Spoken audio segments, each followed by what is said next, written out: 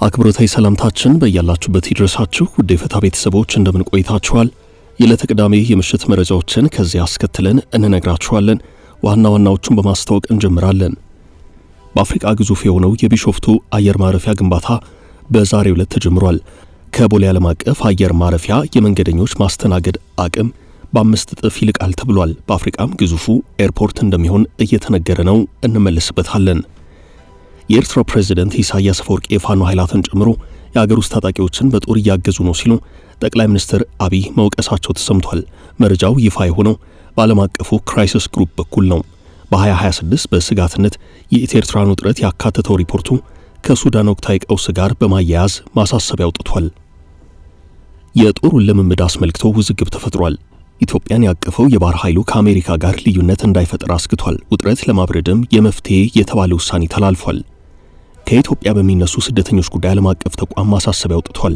ከሰሞኑ በደረሰው አሳዛኝ ክስተት ልዩ ትኩረት ሊሰጠው እንደሚገባም ተመላክቷል። ከሰሞኑ የአንድ ነዳጅ ማደያ ምርቃት ላይ የታየ ጉዳይ በእጅጉ ሲያነጋግር ነበረም። በምርቃቱ ነዳጅ መሬት ላይ ያርከፈከፈው ማደያና ባለቤቶቹ የነዳጅና ኤነርጂ ባለስልጣን እገዳ ጥሎባቸዋል። ፕሬዚደንት ትራምፕ ከኖርዌይ የኖቤል ኮሚቴ ያጡትን የሰላም ሽልማት ከዓመቱ ተሸላሚ ላይ ሊወስዱ ስለመሆኑ ተነገረም። የቬንዙዌላ ተቋሚ ፖለቲከኛ ማሪያ ኮሪና ወደ አሜሪካ የምታቀና ሲሆን ለትራምፕ ሽልማቱን ልታስረክብ ትችላለች ተብሏል። የኖቤል ኮሚቴ ግን አሁን ትራምፕን ያስቆጣ መግለጫ አውጥቷል። የቡድን 7 አባል ሀገራት ዓመታዊ ስብሰባ ከፕሬዚደንት ዶናልድ ትራምፕ የልደት በዓል ጋር በአንድ ቀን ውሏል። ይህን ተከትሎም የስብሰባ ቀን ሽግሽግ ማድረግ ግድ ስለማለቱ እየተነገረ ነው። ይህን ጨምሮ በመግቢያ ያስተዋወቅናችሁን ጉዳዮች አንድ ባንድ እየነገርን እናቆያችኋለን። አብራችሁን ዝለቁም።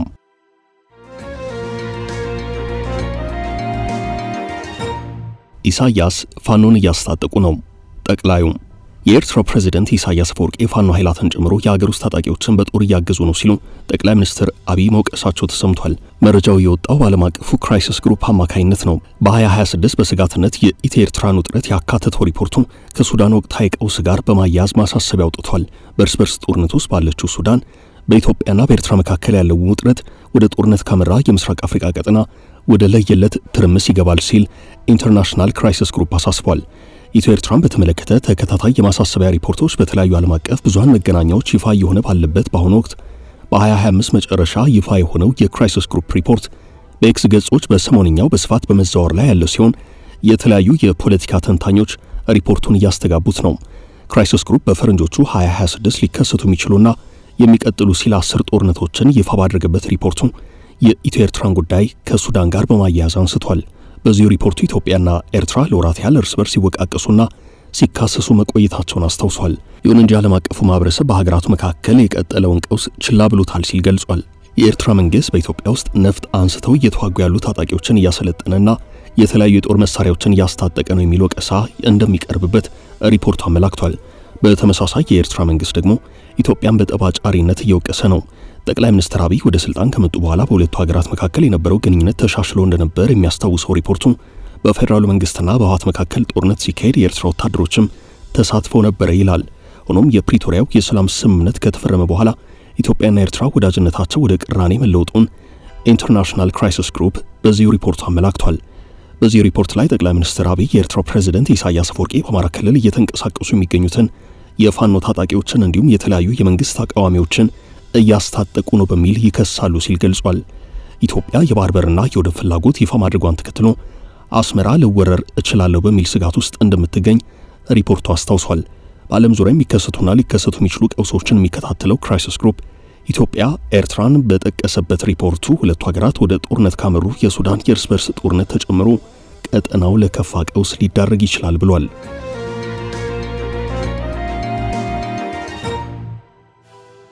የግዙፉ አየር ማረፊያ ግንባታ ዛሬ ተጀመረም። በአፍሪካ ግዙፍ የሆነው የቢሾፍቱ አየር ማረፊያ ግንባታ በዛሬው ዕለት ተጀምሯል። ጠቅላይ ሚኒስትር አብይ አህመድና ሌሎች ከፍተኛ የመንግስት ባለስልጣናት በቦታው በመገኘት ግንባታውን አስጀምረዋል። የግዙፍ አየር ማረፊያ በአሁኑ ሰዓት 19 ሚሊዮን ዓመታዊ መንገደኞችን የሚያስተናግደውን የአዲስ አበባ ቦሌ ዓለም አቀፍ አየር ማረፊያ በብዙ እጥፍ የሚልቅ ነው። 110 ሚሊዮን መንገደኞችን በዓመት የማስተናገድ አቅም ይኖራል ተብሏል።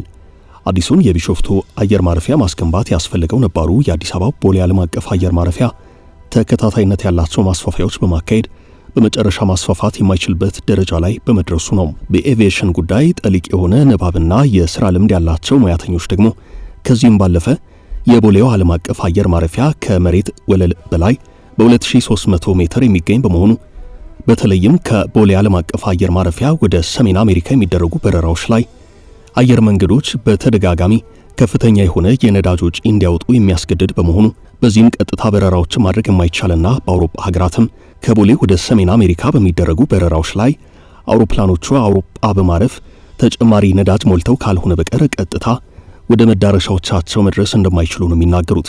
አየር ማረፊያው ከመሬት ወለል በላይ ባለው ከፍታ የተነሳ ለአየር መንገዶች ተጨማሪ የነዳጅ ወጪ ምክንያት እንደሆነ ነው የሚነገረው። በአሁኑ ሰዓት ዓመታዊ መንገደኞችን የማስተናገድ አቅሙ 19 ሚሊዮን የሆነው የአዲስ አበባ ቦሌ ዓለም አቀፍ አየር ማረፊያ ከፍተኛ የሆነውን ማስፋፊያ ቢሰራ እንኳን ማስተናገድ የሚችለው ከፍተኛ ዓመታዊ የመንገደኞች ቁጥር ከ25 ሚሊዮን የማይዝል ነው። አሁን ባለው ዓመታዊ የመንገደኞች ቁጥር እድገት መሰረት ከታየም ቦሌ ዓለም አቀፍ አየር ማረፊያ ከ10 ዓመታት በኋላ ከ60 ሚሊዮን በላይ መንገደኞችን ማስተናገድ ይጠበቅበታል። ይህ አሁን በሥራ ላይ በሚገኘው ቦሌ ዓለም አቀፍ አየር ማረፊያ ሊታሰብ የማይችል ነው። ከዚህ በተጨማሪም ቦሌ ዓለም አቀፍ አየር ማረፊያ ማስፋፊያ እንኳን ቢደረግለት በተለይም ከወደ ቄራና ከወደ ካራ በኩል ባሉ የእርድ እንቅስቃሴዎች ሳቢያ በተደጋጋሚ ወደዚህ አየር ማረፊያ የሚመጡ አውሮፕላኖች ላይ ተደጋጋሚ የሆነ የአዋፋት እንቅስቃሴ ወደዚህ ኤርፖርት በሚደረገው በረራ ላይ መሰናክል ስለመፍጠሩ ተደጋግሞ ሲነገር ይሰማል።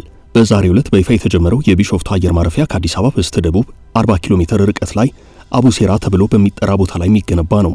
ስያሜው የቢሾፍቱ ዓለም አቀፍ አየር ማረፊያ ሲሆን ግንባታውን ለማከናወን የሚጠይቀውም የገንዘብ መጠን $10 ቢሊዮን ነው። አየር ማረፊያው በቦሌ ዓለም አቀፍ አየር ማረፊያ ላይ የሚነሱ የተለያዩ ክፍተቶችን የሚሞላ ነው ተብሏል። 3975 ሄክታር ላይ የሚያርፍ ሲሆን ግንባታው በሁለት ምዕራፎች የሚከናወን ሆኖ የመጀመሪያው ምዕራፍ የግንባታ ሂደት ሲጠናቀቅ 60 ሚሊዮን መንገደኞችን ማስተናገድ ይችላል።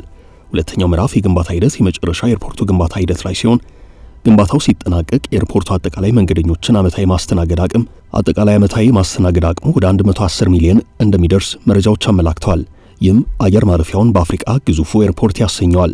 ኤርፖርት ውስጥ በርካታ ንዑስ ክፍሎች የሚገኙ ሲሆን 2 የአውሮፕላን መንደርደሪያዎችን፣ የአውሮፕላን ጥገና ማዕከላትን፣ የካርጎ ማስተናገጃዎችን፣ የበረራ መቆጣጠሪያ፣ የመንገደኞች ማስተናገጃ፣ ዘመናዊ ሆቴሎችና መዝናኛ ስፍራዎች፣ የንግድ ሱቆች ይካተታሉ ተብሏል። ለግንባታው ከሚያስፈልገው $10 ቢሊዮን ውስጥ 20 በመቶ የሚሸፈነው በኢትዮጵያ አየር መንገድ በኩል ነው። 80 በመቶ የሚሆነው ደግሞ በአፍሪካ ልማት ባንክና በሌሎች የፋይናንስ ምንጮች እንዲሁም በአጋር አካላት ይሸፈናል ተብሏል። በፋይናንሱ በኩል የአፍሪካ ልማት ባንክ ያለው ሚና ከፍተኛ ነው። ባንኩ በራሱ በፈቀደው $500 ሚሊዮን በተጨማሪ ከሌሎች የፋይናንስ ምንጮችም ገንዘብ ያፈላልጋል። አቡሴራ በተባለ ቦታ የሚገነባው የቢሾፍቱ ግዙፍ አየር ማረፊያ ከአዲስ አበባ ቦሌ ዓለም አቀፍ አየር ማረፊያ ጋር በፍጥነት መንገድና በባቡር እንዲተሳሰር ይደረጋል ተብሏል። ግንባታው ሲጠናቀቅ የውጭ በረራዎች ሙሉ ለሙሉ ከቦሌ አየር ማረፊያ ወደ ቢሾፍቱ አየር ማረፊያ ይዞራሉ ተብሏል። በተጨማሪም 10 በመቶ የሚሆኑ የአገር ውስጥ በረራዎች ጭምር ወደ አዲሱ ቢሾፍቱ አየር ማረፊያ እንዲዛወሩ ሊደረግ ይችላል ተብሏል። ይህ አዲሱ ዓለም አቀፍ አየር ማረፊያ ግንባታው በ3 ዓመታት ጊዜ ውስጥ ተጠናቆ ወደ ሥራ እንዲገባ ነው የታሰበው።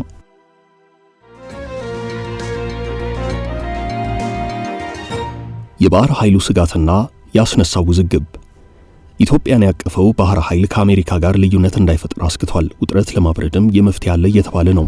በደቡብ አፍሪካ የሚካሄደው ወታደራዊ ልምምድ ከቻይና ከኢራንና ከሩሲያ የተውጣጡ የጦር መርከቦች መሳተፋቸው ሀገሪቱ ከአሜሪካ ጋር ያላትን ግንኙነት ይበልጥ ሊያሻክረው ይችላል ተብሏል።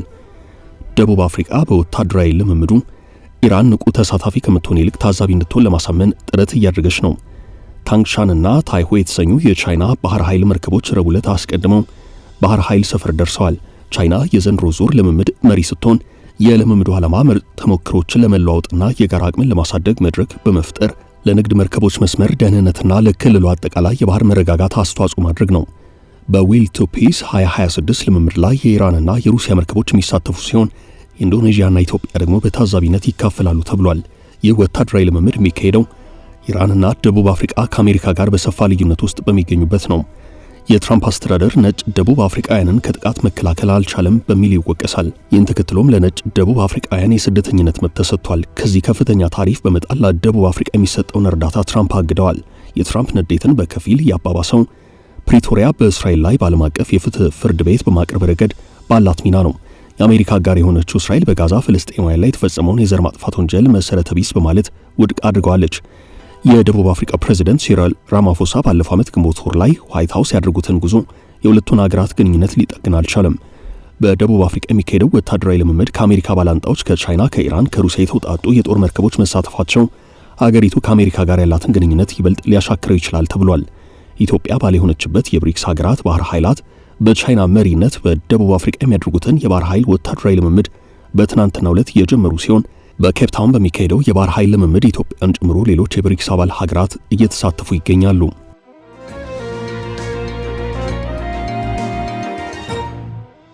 በኢትዮጵያን ስደተኞች ጉዳይ የተላለፈው ማሳሰቢያም ከኢትዮጵያ በሚነሱ ስደተኞች ጉዳይ ዓለም አቀፍ ተቋም ማሳሰቢያ አውጥቷል። ከሰሞኑ በደረሰው አሳዛኝ ክስተት ጉዳዩ ልዩ ትኩረት ሊሰጠው እንደሚገባ ተመላክቷል። ዓለም አቀፉ የፍልሰተኞች ተቋም IOM የመን የሚገቡ ፍልሰተኞች ቁጥር እያሻቀበ ስለመሆኑ አመላክቷል። በታህሳስ ወር በየመን የሚገኙ የድንበር ፍሰት መቆጣጠሪያ ጣቢያዎች በታየው የሰዎች እንቅስቃሴ ድንበር አቋርጠው የሚገቡ ፍልሰተኞች ከ1 ሺህ በላይ መሆናቸውን አመላክቷል። ቁጥሩ ካለፈው ህዳር ወር ሲነጻጸር ከፍተኛ ጭማሪ ታየበት ነው ተብሏል።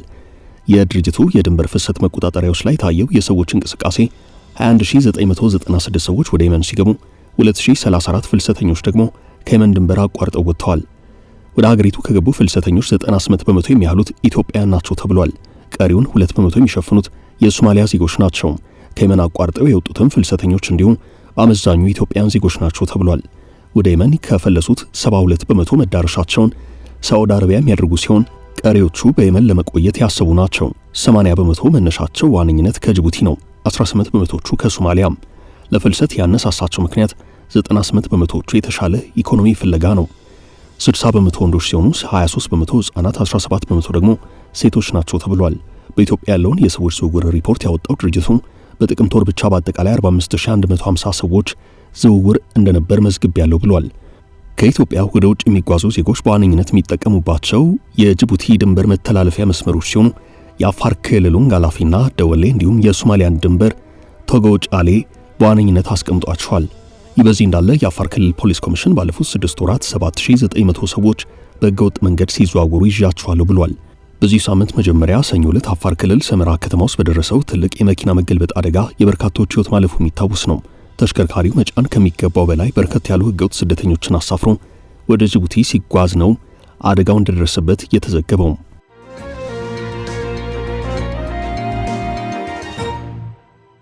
ውዝግብ ያስነሳው ነዳጅ ማደያ በመንግስት ታገደም። ከሰሞኑ የአንድ ነዳጅ ማደያ ምርቃት ስነ ስርዓት ላይ የታየው ጉዳይ አነጋጋሪ ሆኗል። ለነዳጅ ማደያ ምርቃት በሚል ነዳጅ መሬት ላይ ሲያርከፈክፉ የታዩ አካላት በማህበራዊ ትስስር ገጾች መነጋገሪያዎች ነበሩ። የነዳጅና ኢነርጂ ባለስልጣን ጥቆማውን ተከትሎ በነዳጅ ማደያው ላይ እግድ መጣሉን አስታውቋል። መስሪያ ቤቱ በጽሁፍ ባወጣው መግለጫ ከፍተኛ የውጭ ምንዛሬ ወጥቶበት ወደ ሀገር ቤት የሚገባ ነዳጅ ኃላፊነት በተሞላው መንገድ ለህዝብ ጥቅም መዋል ሲገባ ያለአግባብ እንዲፈስ ያደረገ ማደያ ላይ እገዳ ጥያለሁ ብሏል። በነዳጅ ማደያው ላይ ለ3 ወራት ከነዳጅ ጭነት ትስስር ውጭ እንዲሆን እገዳ መጣሉን ያስታወቀው ነዳጅ ማደያው ኦሮሚያ ክልል አርሲ ዞን ዳክሲሲ በሚባል ቦታ የተገነባና ስራ የጀመረ ሲሆን መጠሪያው ግሎባል የሚሰኝ ነው። ማደያው ከነዳጅ መቅጃ ማሽን ነዳጅ ሲያርከፈክፍ በማህበራዊ ትስስር ገጾች መታየቱን ተከትሎ የነዳጅና ኢነርጂ ባለስልጣን ጉዳዩን በማጣራት ድርጊቱ መፈጸሙን አረጋግጧል። ይህን ድርጊት የፈጸመው ነዳጅ ማደያ በነዳጅ ግብይት አዋጅ መሰረት ያለበትን ግዴታ በመጣሱ ህገወጥ ድርጊት ፈጽሞ ስለተገኘ የወንጀል ተጠያቂነቱ የሚቀጥል ሆኖ በአዋጁ መሰረት ለ3 ወራት መታገዱን ማለትም ፍቃዱ መታገዱን ተናግሯል። ከባለስልጣን መስሪያ ቤቱ የማደያ ፍቃድ አውጥተው ምርቱን ለህብረተሰብ በአግባቡ ተደራሽ ለማድረግ ፍቃድ ሲሰጥ ከሚገቡ የፍቃድ ግዴታዎች መካከል አንዱ የነዳጅ ደህንነትና ደረጃውን በጠበቀ ማደያ በቂ የሆነ የድንገተኛ አደጋ መከላከያ ግብዓቶችን አሟልቶ በወጣው የዕለታዊ ዋጋ በጥብቅ ዲስፕሊን ጥንቃቄ ለተጠቃሚው መሸጥ ግዴታዎችን የጣሰ በመሆኑ ባለስልጣን መስሪያ ቤቱ እግዱን እንደጣለ ተናግሯል።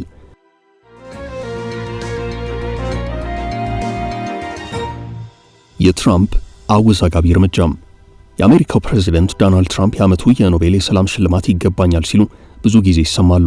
እስራኤልን ጨምሮ ሀገራት ትራምፕን ሰላም በማምጣት በእጩነት ጠቁመዋቸው ነበርም። ትራምፕ ኢትዮጵያና ግብጽ መሃል ያለውን ጉዳይ ጨምሮ 7 ጦርነቶችን አስቆሚያለሁ ይላሉ። ታዲያ የኖቤል ሰላም ኮሚቴ ትራምፕን በመተው ለዲሞክራሲ ባደረጉት አስተዋጽኦ በሚል ለቬንዙዌላ ተቋሚ ፖለቲከኛዋ ኮሪያና ማቻዶ ሽልማቱን ማበርከቱ ይታወሳል። ትራምፕ በዚህ በእጅጉ የተቆጡ ሲሆን ነጩ ቤተ መንግስት የኖርዌይን የኖቤል ኮሚቴ ሽልማቱን ከሰላም ይልቅ ለፖለቲካ ፍጆታ እንዲውል አድርጓል በሚል ተቃውሞ ነበረም።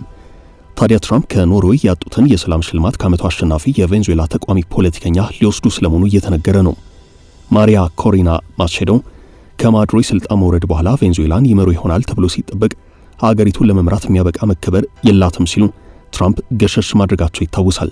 ታዲያ ኮሪና ከሰሞኑ በአሜሪካ ብዙሃን መገናኛ ውስጥ ቀርባ የኖቤል ሽልማቷን ለትራምፕ ለመስጠት እንደምትፈልግ መግለጿን ተከትሎ ትራምፕ ምን ችግር አለው እቀበላታለሁ ብለዋል። ትራምፕ ዛሬ በሰጡት ቃል ከቬንዙዌላ ተቃዋሚዋ ጋር በጉዳዩ ላይ እንደሚመክሩ ገልጸዋል። ማሪያ ካሪና በሚቀጥለው ሳምንት ወደ አሜሪካ የምታቀና ሲሆን በማሪላጎ ከትራምፕ ጋር ለመገናኘትና ማዱሮን በወታደራዊ ዘመቻ አፍነው ወደ አሜሪካ በመውሰድ ከስልጣን በማንሳታቸው ልታመሰግናቸውና ምናልባትም የኖቤል ሽልማቷን ለትራምፕ ታስረክብ ይሆናል ተብሎ ይጠበቃል። የኖቤል ሰላም ኮሚቴ ግን ሽልማቱን በተመለከተ ባወጣው ማስታወሻ ሽልማቱ መጋራትም ሆነ ማንሳት፣ መሰረዝ ወይንም ማስተላለፍ የማይቻል ነው ብሏል። ሽልማቱ አንድ ነው የሚሰጠው ለአንድ ሰው ብቻ ነው ሲል ኮሚቴው ትራምፕን በድጋሚ አስቆጣ መልእክት አስተላልፏል። ትራምፕ ግን አናግራታለሁ፣ ለመምጣት መፈለጓ በጣም ደስ የሚል ነገር ነው፣ እኔ የገባኝ ምክንያት ይሄ ነው ሲሉ በነጩ ቤተ መንግሥት ከነዳጅ ኩባንያዎች ጋር በነበራቸው ስብሰባ ላይ ለጋዜጠኞች ተናግረዋል።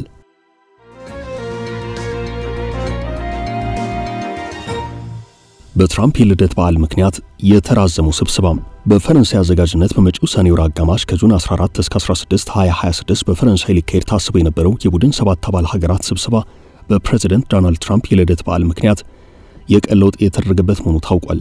ትራምፕ ባለፈው ደቡብ አፍሪካ በተካሄደው የቡድን 20 አባል ሀገራት ስብሰባ ላይ የተገኙበት ሁናት ያልነበረም።